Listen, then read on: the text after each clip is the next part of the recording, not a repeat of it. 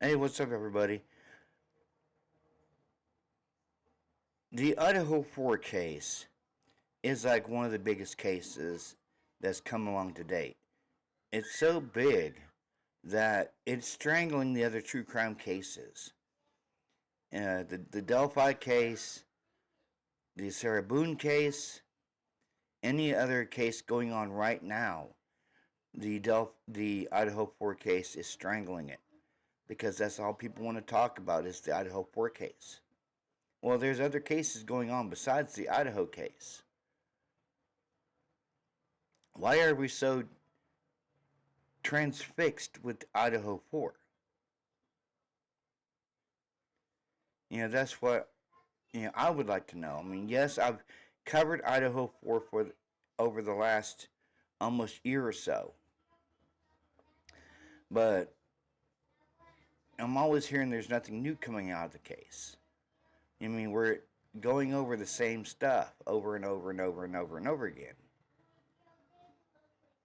And it's just so weird and odd to me that other cases are getting strangled because of this case.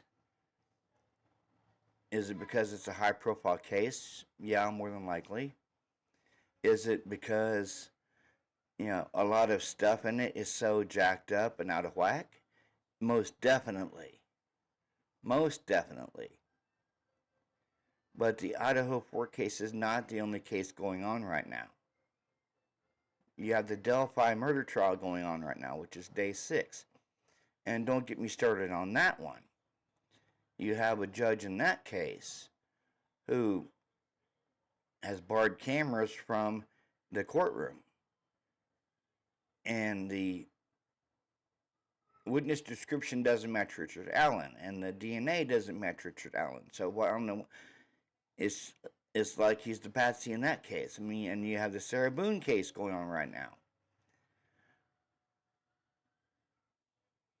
But the only case people want to talk about is the Idaho 4.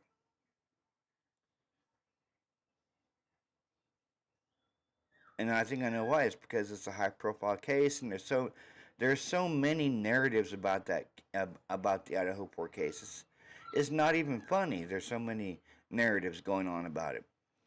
A lot of the narratives are true. A lot of the narratives are not true. So I think that's why a lot of people are so fixated and fascinated with the Idaho 4 cases because it's, I would say, a once in a generation case. As far as being high profile, that is. Now you had the Chad Daybell trial going on. You had the Lori Vallow Daybell trial going on, but both of those were eclipsed because of the Brian Koberger case.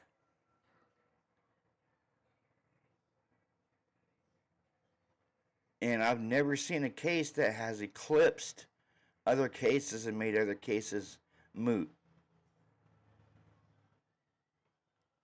I really haven't, guys. The Idaho 4 case is dominating everything.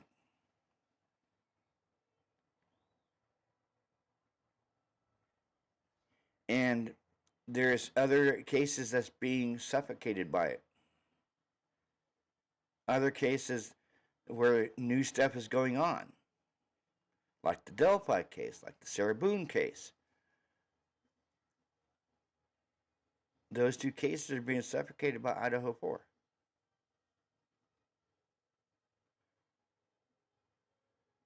Is it because there's not so many narratives in that case, in those two cases, where the Idaho 4 is a narrative driven case?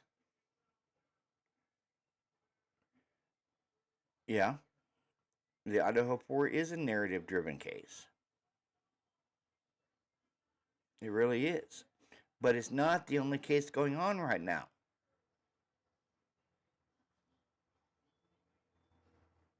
I mean, even the Idaho 4 case is dominating YouTube.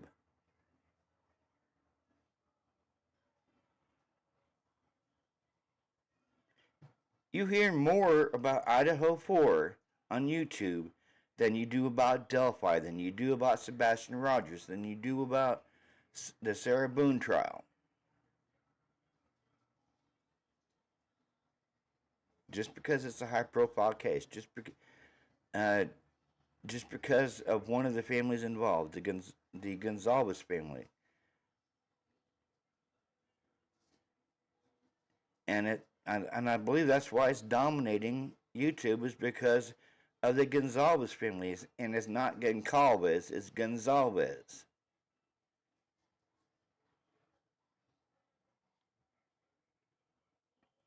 And a lot of the theories have been beat to death. They really have. A lot of the theories in the Idaho 4 case have been beat to death, like over and over and over and over and over again. And a lot of the narratives have been beat to death.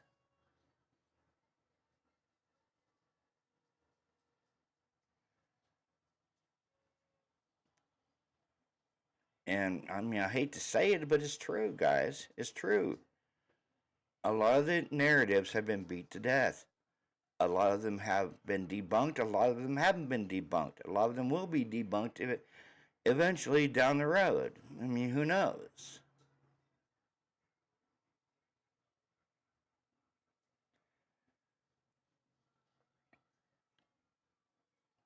And I'm pretty sure, like after the trial, a lot of my theories will be debunked. I hope not, but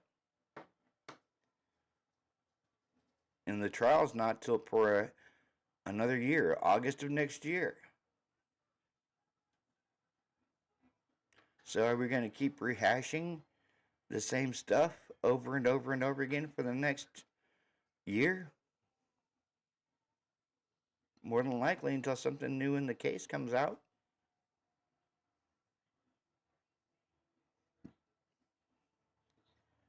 And I get told that there's stuff new in the case. There's stuff new in the case. The only stuff I see new in the case is what's coming out of the documents.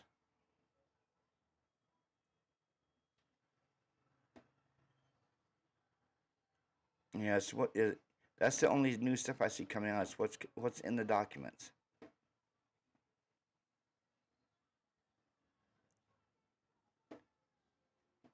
And now I don't believe, you know, certain people was involved. I would like to know though if there's more than one suspect vehicle, because if you look at it, if it was just one lone person, it would be suspect vehicle. But what do we got? We got suspect vehicle 1. Could there be a suspect vehicle 2 or 3 or 4 or who knows? That's the only oddity in this case, is why it's referred to as suspect vehicle 1. If it was only one person, it wouldn't be called vehicle 1. It would be called suspect vehicle. So could there be more than one vehicle? Could there be a decoy vehicle that night? We don't know. I kind of wonder if there wasn't a decoy vehicle, or if there wasn't another vehicle involved delivering the DoorDash. Could that be suspect vehicle 2?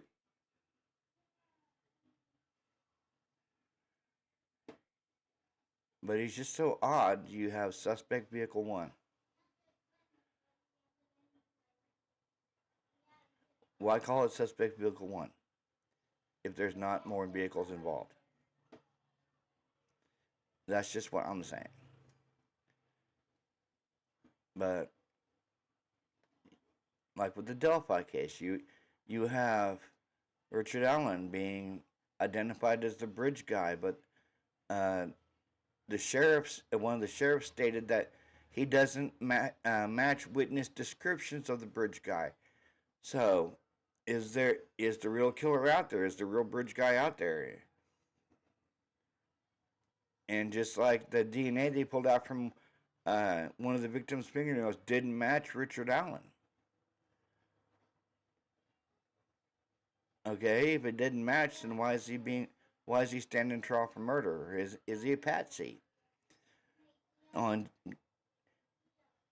just like they found a knife sheath by Maddie's body on the bed. They didn't find the knife.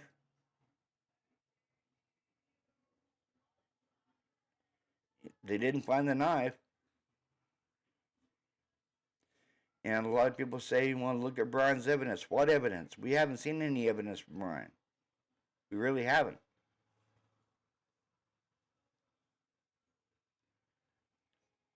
There is no evidence of Brian ever being at that house. There is no evidence of Brian ever stalking the victims. Bill Thompson stated that. The judge stated that. There was no evidence of Brian stalking Kaylee, Maddie, Xana, or Ethan. No evidence of stalking. So why are we still on this whole stalking narrative when Bill Thompson debunked it? There was no stalking.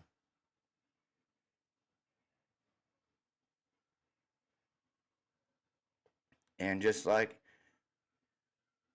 Brian's allegedly had an ID of one of the victims. I haven't seen that evidence. Until I see it, it's non-existent.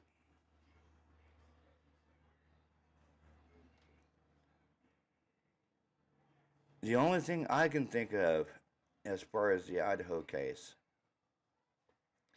you had the police, Blaker, Rosendahl, and Payne, absolutely tormenting those kids with their noise complaint calls.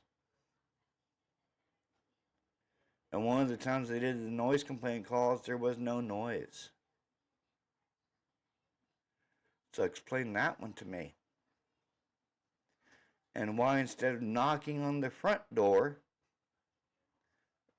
they went around to the back door and knocked on it in broad daylight and scanned Kaylee's ID. But yet there was no noise. So how can that be a noise complaint without no noise, without no music? Explain that one to me. I think that noise complaint call that day was a bogus noise complaint call because there was no music playing, no one was being loud.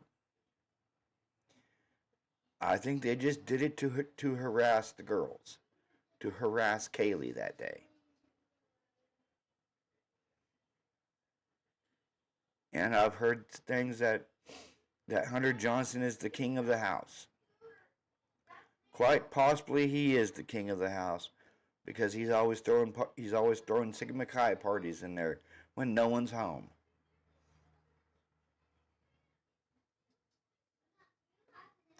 But like always, guys, like, subscribe, and comment on my channel.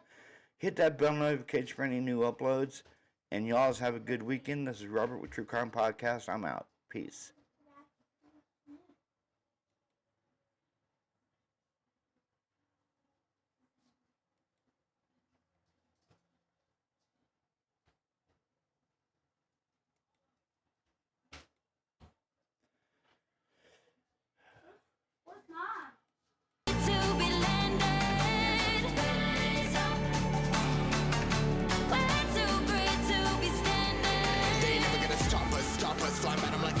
Choppers, better took those risks. Cold blood in my fists, we fire starters. One out of a million will reach those heights. Always in the field and then I won't